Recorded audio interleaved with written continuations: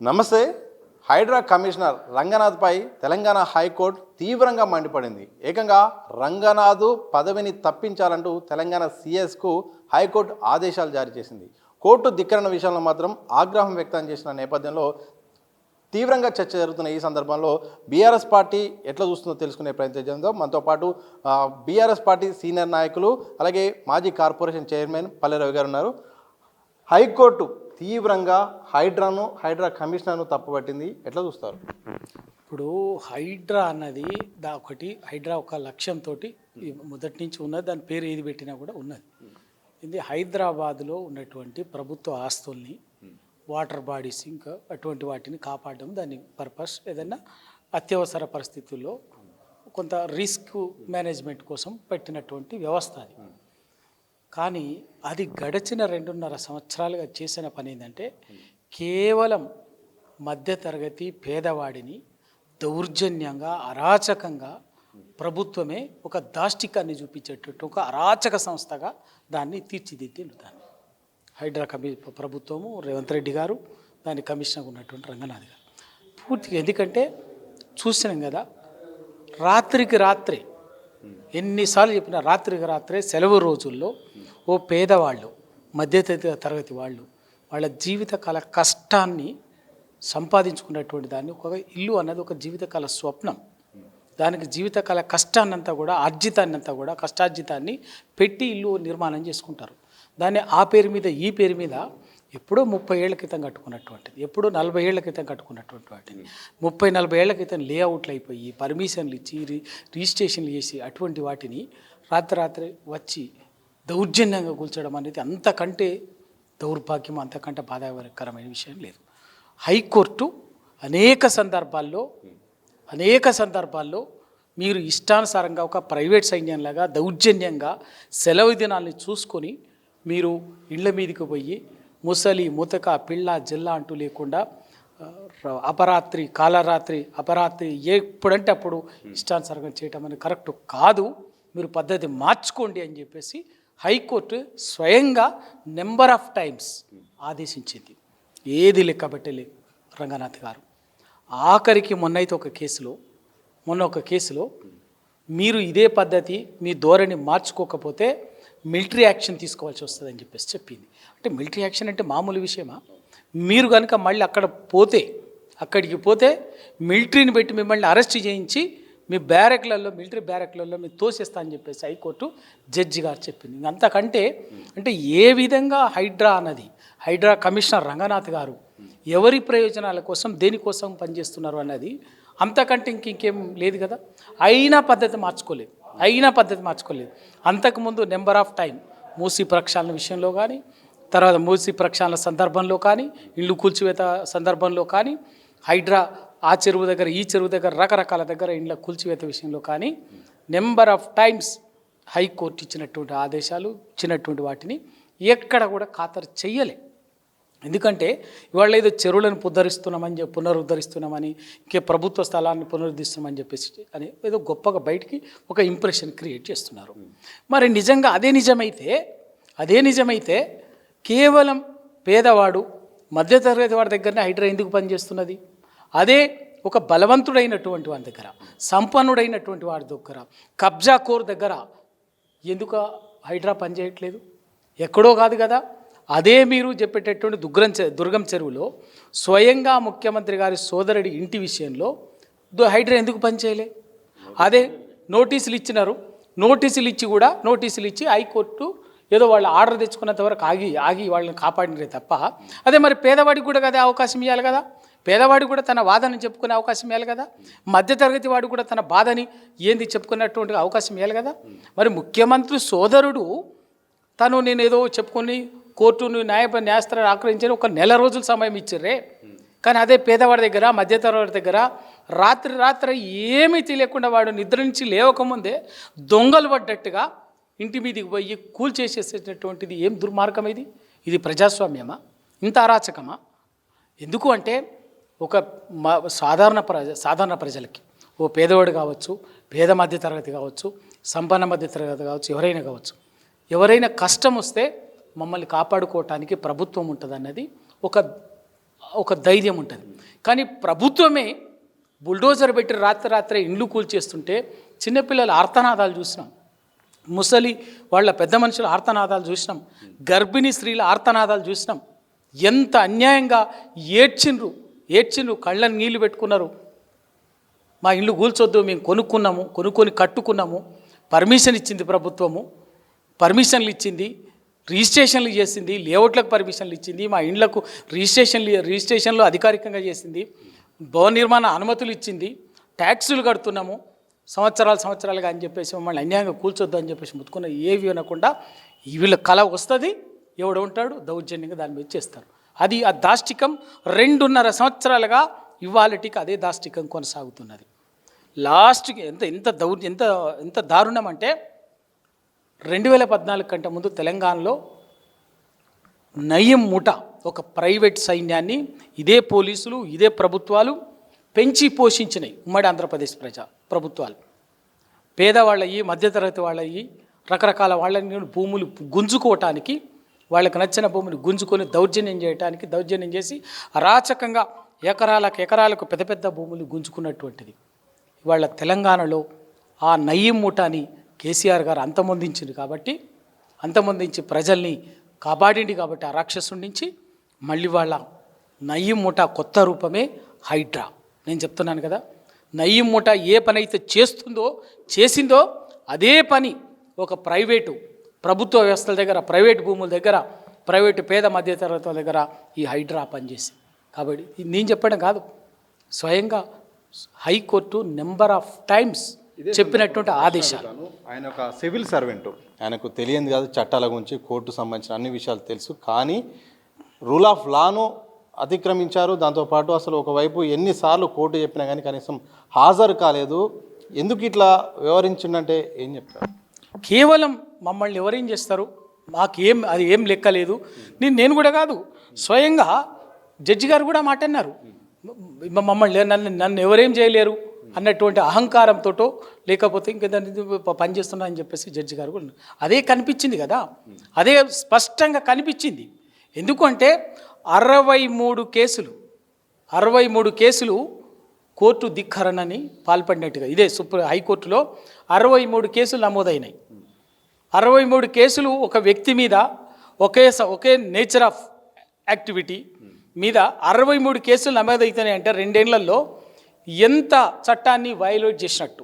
చట్టం అంటే లెక్కలేదు అని, రాజ్యాంగం అంటే లెక్కలేదు అని, ప్రభుత్వం మా వెనకాల ముఖ్యమంత్రి ఉండనా, లేకపోతే ధీమా, లేకపోతే మా వెనకాల ఇంకొకరు ఉండరా, లేకపోతే పేదవాడిది మధ్యతరగతి వాడిని ఏం చేసినా ఎవడు దిక్కు అని చెప్పేసి ఒక అహంకారమా తెలియదు. కానీ 63 కేసులు ఒకే వ్యక్తి మీద ఒకే నేచర్ ఆఫ్ యాక్టివిటీలో, సేమ్ నేచర్ ఆఫ్ యాక్టివిటీస్లో ఒకే వ్యక్తి మీద 63 కోర్టు ధిక్కరణ కేసులు నమోదైనవి అంటే దీన్ని ఇట్లా అర్థం చేసుకోవాలి చెప్పండి?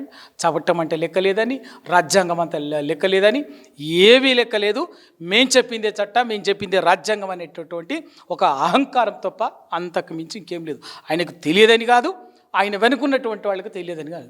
ఈ దేశంలో ఎవరు ఎంత గొప్పవాళ్ళైనా, ఎంత పెద్ద మనుషులైనా, ఎంత శక్తిమంతులైనా, అంతిమంగా ఈ దేశంలో రాజ్యాంగమే అత్యుత్తమము. రాజ్యాంగానికి లోబడే, చట్టానికి లోబడే పనిచేయాలి. అది చెల్లుబాటు నడిచినంత కాలం నడుస్తుండొచ్చు కాక, కానీ ఆ పరిస్థితి వచ్చినప్పుడు తప్పనిసరిగా ఈ దేశంలో న్యాయస్థానాలు ఉన్నాయి, రకరకాల వ్యవస్థలు ఉన్నాయి. నిన్నటికి మనం ఈ వారంలోనే చూసినాం, కేంద్ర ప్రభుత్వం నీట్ విషయంలో పిల్లలు లెక్క లేకపోతే కూడా ఇవాళ ఏ విధంగా దేశవ్యాప్తంగా కొన్ని లక్షలాది మంది తిరగబడితే తప్పనిసరి పరిస్థితిలో కేంద్ర విద్యాశాఖ మంత్రి రాజీనామా చేయాల్సి వచ్చింది, తలెక్కాల్సి వచ్చింది. ఈ దేశంలో ఉన్నటువంటి గొప్పతనం అది. అదే చోట గత 4 సంవత్సరాల క్రితం రైతు చట్టాలకు వ్యతిరేకంగా రైతాంగం ఉద్యమిస్తే సేమ్ ఇంత ఉక్కుపాదం మోపినా కూడా, కర్కశంగా వ్యవహరించినా కూడా రైతులు నిలబడి కొట్లాడితే ఆ రైతు చట్టాన్ని వెనక్కి తీసుకోవాల్సి వచ్చింది, పార్లమెంట్ ఉపసంహరించుకోవాల్సి వచ్చింది, స్వయంగా ప్రధానమంత్రి క్షమాపణ చెప్పాల్సి వచ్చింది రైతాంగానికి. అటువంటి దేశంలో ఇది ఈ దేశంలో ఉన్నటువంటి ప్రజాస్వామ్యంలో ఉన్నటువంటి గొప్పతనం, భారత ప్రజాస్వామ్య వ్యవస్థలో ఉన్న గొప్పతనం, భారత రాజ్యాంగంలో ఉన్నటువంటి గొప్పతనం. హైడ్రా పైన కావాలనే వ్యతిరేక ప్రచారం చేస్తున్నారు. మీ హైడ్రా ఏర్పడ్డ తర్వాత 100 ఎకరాలను కాపాడడం, 1000 కోట్ల రూపాయలను కూడా మేము మొత్తం కూడా ఇప్పుడు సేవ్ చేసాం, ప్రభుత్వానికి మొత్తం కంచె వేసి కూడా కాపాడాము. కానీ కొంత ఒక సెక్షన్ కావాలని ప్రచారం చేస్తుంది, మాపై విష ప్రచారం చేస్తుంది. కావాలనే ఆ యొక్క భూముల్లో కొంతమంది పేదవాళ్ళ ఇల్లు పెట్టి అడ్డం వచ్చే ప్రయత్నం కూడా చేస్తుందని కూడా రంగనాథ్ పదే పదే చెప్తున్నారు. నేను ఏమంటలేను, కరెక్టే. అదే హైడ్రా తిరుపతి రెడ్డి గారి ఇంటి విషయంలో ఎందుకు పనిచేయలేదు? గండిపేట చెరువులో అక్కడ ప్రాంతంలో ఆర్థిక రెవెన్యూ మంత్రి పొంగులే శ్రీనివాస్ రెడ్డి గారిది ఉంది, మహేందర్ రెడ్డి గారిది ఉన్నది, వివేక్ గారిది ఉన్నది, ఇంకా చాలామంది పెద్ద మనుషులటువంటి గెస్ట్ హౌజులు ఉన్నాయి హైడ్రాల దగ్గర. వాటి దగ్గర అక్కడ ఎందుకు పని చేయలేదు? హైడ్రా బుల్డోజర్ ఎందుకు పోలేదు? హైడ్రా బుల్డోజర్ పని చేయలేదా? ఎందుకు పని చేయదు? ఒక మధ్యతరగతి పేదవాడి దగ్గరనే మీ హైడ్రా ఎందుకు పనిచేస్తుంది? మళ్ళీ ఆ మధ్యతరగతి వాడు వాళ్ళ జీవితకాల కష్టం కొనుక్కున్నారు. మనము నెంబర్ ఆఫ్ ఇలా ఎన్ని కేసులు చూసినాం. సాఫ్ట్వేర్ ఇంజనీర్లు, ప్రైవేటు కంపెనీలు, ప్రైవేట్ ఉద్యోగాలు చేసుకున్నటువంటి వాళ్ళు, రిటైర్డ్ ఉద్యోగులు, రకరకాల వర్గాలు, పేదవాళ్ళు, మధ్యతరగతి వాళ్ళు, ఒక్కటే రెండగాలు ఎంత వాళ్ళ దుఃఖం, వాళ్ళ ఆర్తనాదాలు, ఏడుపులు, అన్యాయంగా వాళ్ళు కొన్ని లక్షల మంది వాళ్ళ ఉసురు పోసుకున్నారు. ఇంకా ఇవాళ దానికి బరాబర్ ఒక ప్రధాన ప్రతిపక్ష పార్టీగా భారత రాష్ట్ర సమితి ఈ తెలంగాణ రాష్ట్రంలో ఎవరికి కష్టం వచ్చినా, ఎవరికి దుఃఖం కలిగినా, ఎవరికి ఇబ్బంది కలిగినా వాళ్ళ పక్షాన, బాధితుల పక్షాన బరాబర్గా నిలబడుతుంది, కొట్లాడుతుంది, వాళ్లకు బాసటగా ఉంటుంది. ఇవాళ ఆ బాధితులంతా తెలంగాణ భవన్ మెట్లెక్కి ఈ ప్రభుత్వం మీద మాకు అనుకొని మేము ఈ ప్రభుత్వాన్ని గెలిపించుకుంటే ఈ ప్రభుత్వం మా మీద దాష్టికం చేస్తుంది, అరాచకంగా మా ఇండ్లు కూలగొడుతుంది, మీరు మమ్మల్ని వచ్చి కాపాడాలి, మీరే మాకు ఒక భరోసా ఉండాలి అని అంటే కేసీఆర్ గారు ఆదేశాల మేరకు కేటీఆర్ గారు, హరీష్ రావు గారు మేమంతా బాధితుల పక్షాన ఇండ్లకు పోయినాం. ఎక్కడికి వెళ్ళినా కూడా వందల మంది, వేల మంది బాధితులు వచ్చేసి వాళ్ళ బాధలు చెప్పుకున్నారు. వాళ్లకు ప్రత్యక్ష పోరాటం చేసినా, ప్రత్యక్షంగా బాసటగా నిలబడ్డాం, న్యాయ పోరాటంగా భారత రాష్ట్ర సమితి బాధితులకి, హైడ్రా బాధితులకి బాసటగా నిలబడి కొట్లాడి. మేం చెప్పింది అబద్ధం అనుకుంటే మేము కాదు. ఇప్పుడు హైకోర్టు రాజ్యాంగబద్ధంగా జరిగేటటువంటి అత్యున్నత సంస్థ కదా.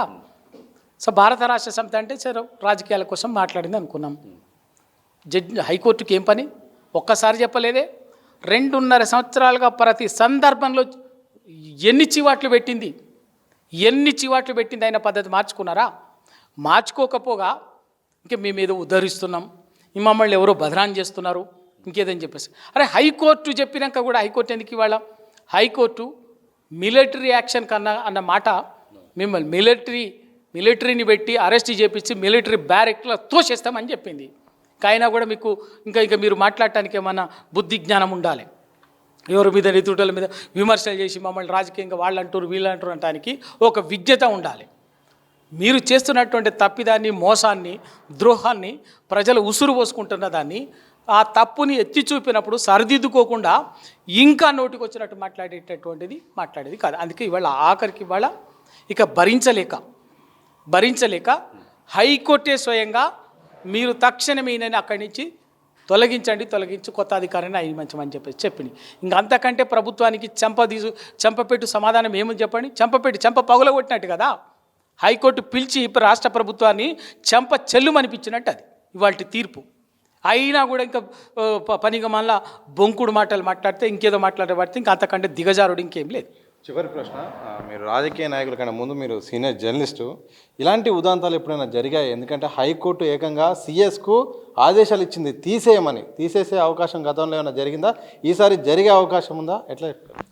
ఇప్పుడు సహజంగా ఏదైనా ప్రభుత్వాలు కోర్టులు ఎప్పుడు జోక్యం చేసుకుంటాయంటే ప్రభుత్వంలో పరిపాలన రెగ్యులర్ అడ్మినిస్ట్రేషన్లో జోక్యం చేసుకో.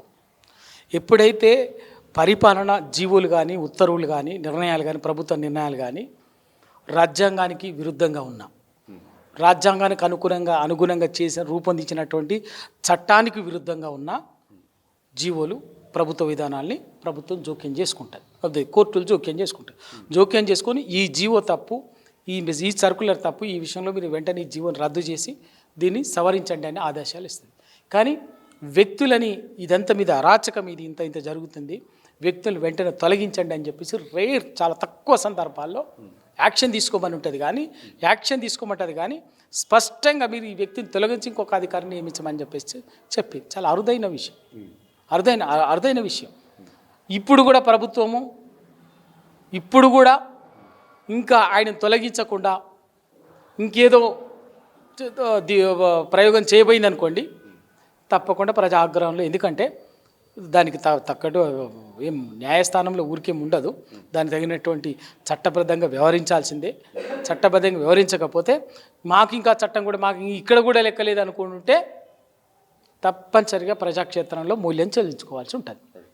ఇది మొత్తంగా పేదలకు ఒక న్యాయం, పెద్దలకు ఒక న్యాయం అన్నట్టుగా అయితే మాత్రం హైడ్రా వ్యవహరిస్తుంది. అందుకోసమే హైకోర్టు అయితే మాత్రం ఇక స్టేటస్ కోల విషయంలో కానీ ధిక్కరణ విషయంలో ఎన్ని ప్రయత్నాలు చేసినా కానీ హైడ్రా కమిషనర్ ఇక కనీసము కోర్టు వ్యవస్థను కూడా గౌరవం ఇవ్వకపోవడంతో ఇక తప్పనిసరి పరిస్థితుల్లో ఏకంగా కమిషనర్ను తీసేయండి అని కూడా తెలంగాణ రాష్ట్ర సిఎస్కు లేఖ రాయాల్సిన పరిస్థితి వచ్చింది. 2.5 సంవత్సరాల నుండి కూడా పేదల ఇండ్లే టార్గెట్గా ఈ యొక్క హైడ్రా విధానాలు కొనసాగుతున్నాయి.